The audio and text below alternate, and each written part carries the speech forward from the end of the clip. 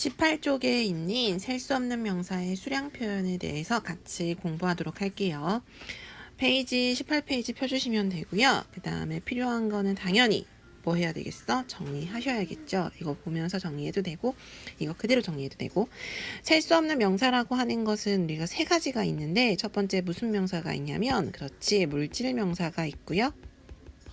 그 다음에 두 번째 무슨 명사가 있고 추상 명사가 있고 그 다음에 세 번째 무슨 명사가 있다? 고유 명사가 있습니다. 그런데 이 중에서 수량 표현을 하겠다라고 하는 것은 주로 무슨 명사에 대한 거냐면 이 중에서 바로 물질 명사에 대한 거예요. 자, 물질 명사라고 하는 것은 고체나 액체나 기체나 입자, 재료, 음식 같은 거가 여기 속하는데 어려운 거 아니에요. 많이 봤던 거. 케이크, water, 그 다음에 milk, 그 다음에 sugar, 그 다음에 또 뭐가 있을까? meat, 고기, 그 다음에 soup, 비누, 수프 말하는 거고 소프는 비누죠. 그 다음에 와인도 되고요. 그 다음에 커피도 되죠. 커피 혹은 티, 맛있는 차 말하는 거야. 그 다음에 페이퍼도 되고요. 종이, 그리고 브레드도 되죠. 빵 등등등 이러한 것들이 바로 물질 명사인데 얘네들을 우리가 수로 표현하고 싶습니다.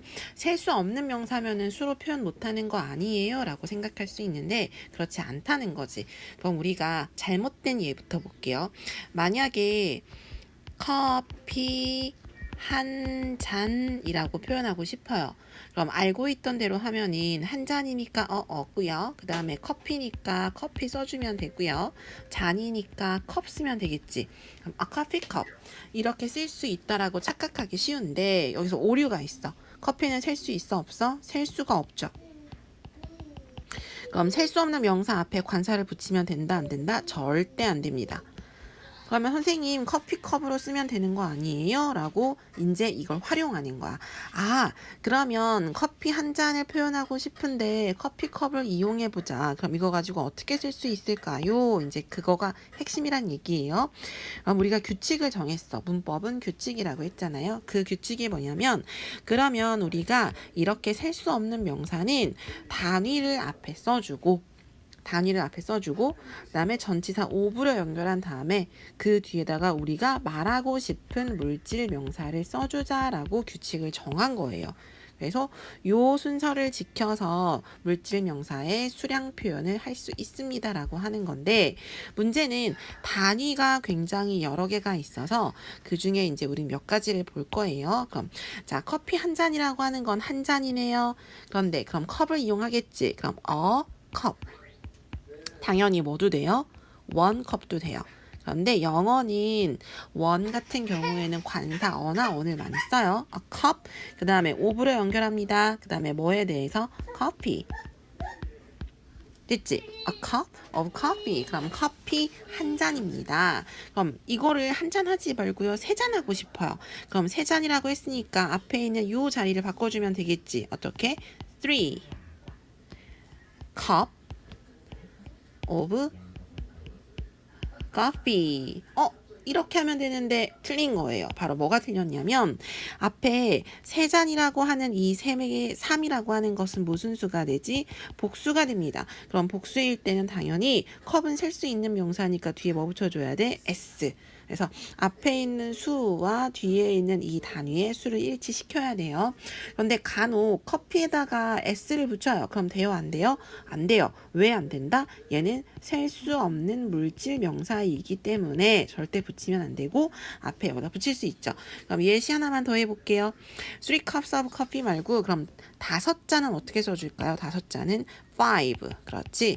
5 cups of 자 커피 하지 말고 그럼 다른 거 하고 싶어요. 티 해도 되죠?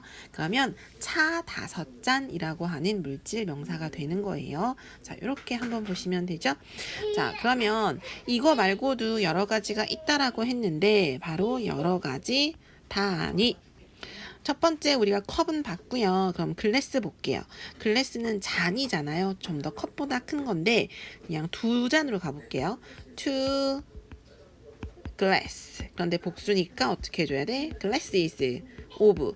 그럼 glass에 쓰는 것은 뭐가 있습니까? 가장 많이 쓰는 게 water. 그래서 two glasses of water. 그럼 물 몇 잔이에요? 물 2잔이 되겠지. 이렇게 쓸 수 있다는 얘기야. 그 다음에 또 다른 거 한번 볼게요. A bottle to bottle. 자, bottle은 병이에요. 그러면 앞에 복수니까 bottles of. 그럼 병으로 쓸 수 있는 건 뭐가 있냐요? 그럼 마찬가지로 water 쓸 수 있죠? 그럼 얘는 물 2병이 되겠지. 우리가 물통에 집어넣는 것들은 이렇게 쓸 수 있다는 얘기야. 그 다음에 또 다른 거 뭐가 있나요? to bowl. 그릇이에요. 그런데 앞에가 to니까 bowls of rice. 그럼 밥 몇 공기란 뜻이지? 밥 2공기. 밥 2개. 이렇게 말할 수 있는 거죠. 그 다음에 piece 한번 해볼게요. to piece. pieces죠. 앞에가 2니까. of cake. 케이크 되고요. 피자 되고요. advice, bread 다 되는 거예요. 그래서 이렇게 되면 케이크 몇 조각? 케이크 2조각. 됐지?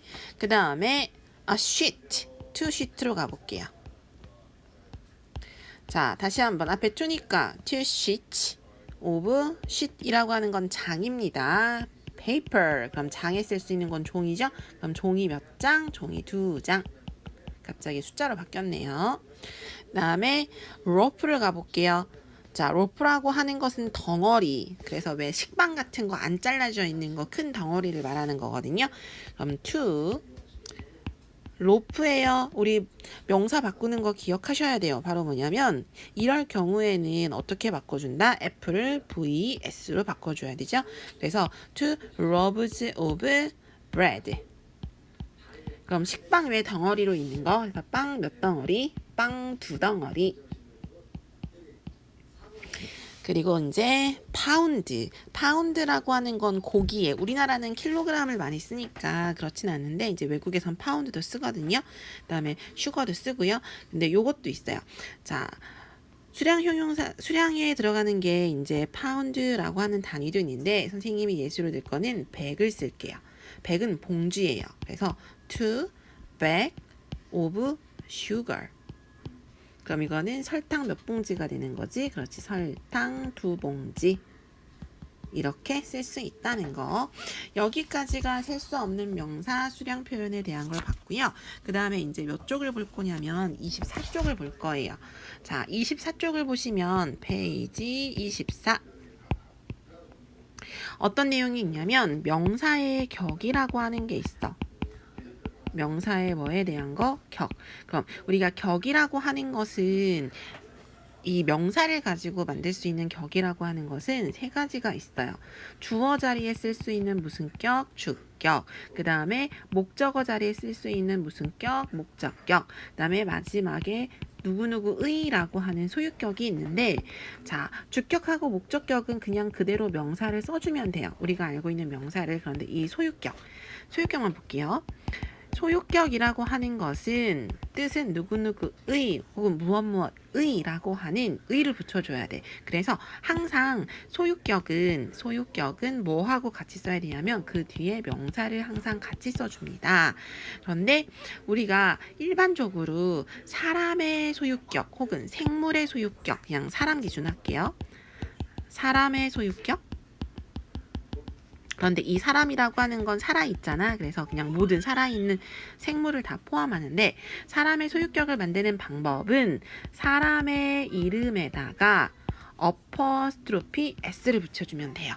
뭘 붙여줘? 어퍼스트로피 s를 붙입니다. 그런데 만약에 복수 같은 경우는 어떻게 해요? 사람이 한 명이 아닐 수도 있잖아요. 복수 사람 같은 경우에는 이미 이 복수에 뭐가 포함되어 있어? s가 포함되어 있지. 그래서 어퍼스트로피만 이렇게 붙여주면 되는 거야.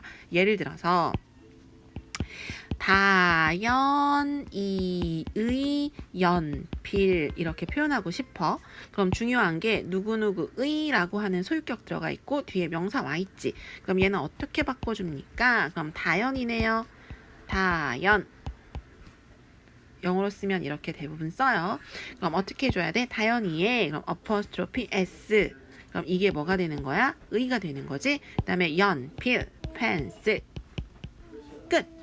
그래서 대부분 생물, 사람 같은 경우는 소유격을 이렇게 일반적으로 만들어 줍니다. 그런데 문제는요. 생물이 아닌 경우에요. 바로 무생물. 좀 이렇게 구분하는 게 좀 그렇긴 한데요. 무생물의 소유격, 살아있는 대상이 아닌 것들의 소유격. 그런데 물론 이렇게 공부한다 할지라도 예외가 있다는 건 핵심이에요. 무생물의 소유격은요. 우리가 앞에서 물질명사의 수량 표현 배웠었지. 그때 전치사 뭘 가지고 왔었지? 오브를 가지고 왔었죠. 이 오브를 이용할 거예요. 그래서 이 오브 앞에 소유, 대상을 써주고요. 그 다음에 오브 뒤에는요.